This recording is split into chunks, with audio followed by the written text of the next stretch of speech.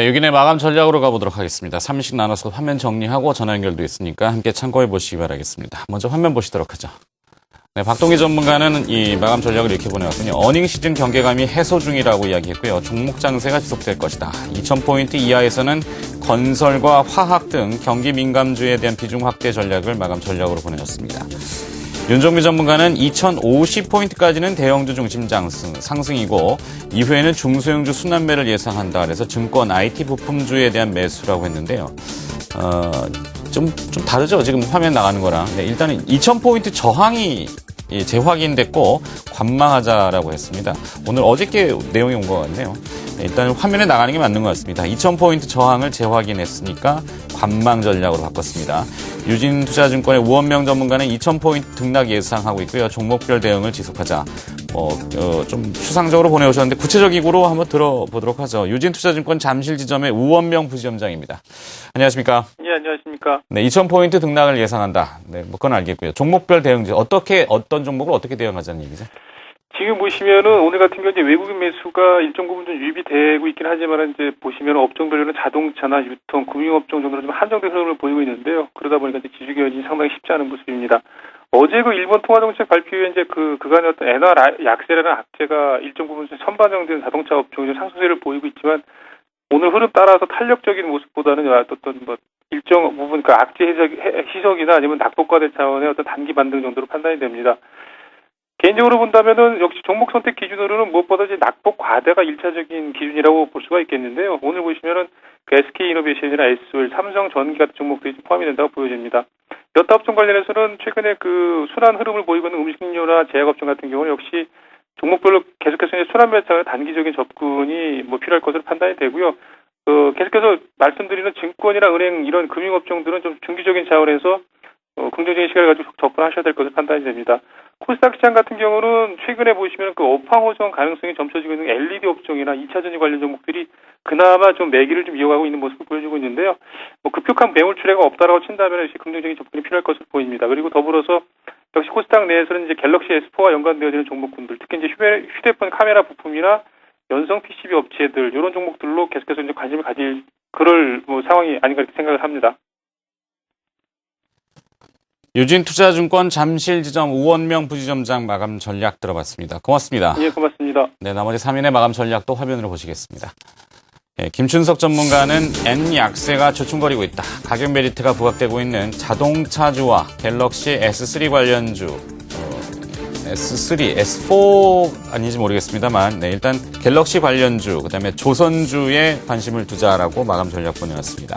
이현상 전문가는 박스권 장세가 계속되고 있다. 낙폭과대주의 단기 관심 전략이 돼서 낙폭이 큰 기업들 좀 이따 전화 연결로 한번 들어보도록 하죠. 김우신 전문가는 수급 모멘텀이 유효한 종목에 계속 관심을 갖자라고 마감 전략 보내왔습니다. 자, 그런 종목들로 종목까지 보내오셨군요. 김우신 전문가는 현대차, 기아차, SK이노베이션과 포스코, NC소프트, 서울반도체, 루멘스, 그다음에 SK브레드밴드, ICT, 인터파크 뭐 좀 빨리 불러들었습니다만 이런 종목에 관심을 두겠다고 했고요. 이현상 전문가가 연결돼 있습니다. 안녕하십니까? 네, 안녕하세요. 네, 마감 전략 내일 시장 전망까지 좀 부탁드려보죠. 네. 자, 오늘도 시장은 이제 전강 후약으로 이제 가고 있습니다. 외국인들, 좀 전까지만 하더라도 사실은, 순매수를 코스피 시장에서 좀 이어갔는데 지금 순매도로 좀 전환이 되었고요. 또 선물은 또 매도 규모가 계속적으로 좀 늘어났습니다. 지수가 좀 오를 수가 없네요. 최근 그 지수 흐름을 좀 보니까요. 코스피 같은 경우에는 약 1개월 정도 지금 1970에서 뭐 2000선 초반 이렇게 좀 짧은 박스 안에서 좀 갇혀 있는 분위기인데 이 분위기가 조금 더 좀 이어갈 수는 있다 이렇게 생각이 됩니다. 오늘 2000포인트 넘어섰다가 하락 반전하는 큰 음봉이 나와서 뭐 추가 하락에 대한 부분을 좀 열어둘 수 있겠지만 기존의 박스는 좀 유지가 될 가능성이 좀 있다 이렇게 생각이 됩니다. 그래서 기본적으로 보유하고 계신 뭐 종목들에 대해서는 좀 보유를 가져가시는 게 좀 맞지 않을까 좀 판단이 좀 되고요. 전반적으로 좀 모멘텀이라든지 뭐 수급, 전반적으로 이렇게 좀 긍정적인 부분보다는 다소 좀 부담되는 내용들이 좀 많아서 지수는 조금 탄력적으로 좀 움직일 가능성은 좀 적고 없이 뭐 종목 장세로 접근할 수밖에 없다 이런 건데요. 결국에는 종목 매수 타이밍을 잘 잡아야 될 것 같습니다. 박스권 장세이기 때문에 올라가는 거 따라가서 갖고는 뭐 수익 내기가 좀 힘들다 이렇게 생각이 좀 들고요. 그렇다면 오늘 이후에 시장이 한번 좀 더 눌리는 과정. 그래서 코스피가 대략 한 1970선 정도 흘러가게 되면 거기서 이제 매수 타이밍을 한번 좀 잡아보시는 게 좋을 것 같고요. 관심주 쪽으로는 낙폭이 최근에 좀 컸었던 ICT 대형주들이 있고요. 그래서 뭐 삼성전기라든지 SDI, 그다음에 SK 하이닉스도 최근에 좀 많이 하락을 했는데요. 이러한 종목군들 좀 관심 있게 좀 볼 필요가 있겠고, 그다음에 자동차, 뭐 기아차라든지 현대차, 그다음에 뭐 타이어 관련 종목군들 이쪽도 마찬가지입니다. 그리고 오늘은 그 중국 소비주들 하락이 좀 강하게 좀 나오고 있는데요. 눌림목 관점으로 한번 보시면 좋을 것 같습니다.